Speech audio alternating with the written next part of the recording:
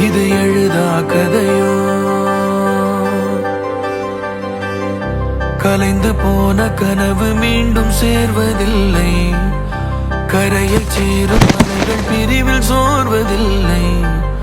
மாறும் நொடியை போல மாயமேதும் இல்லை. இது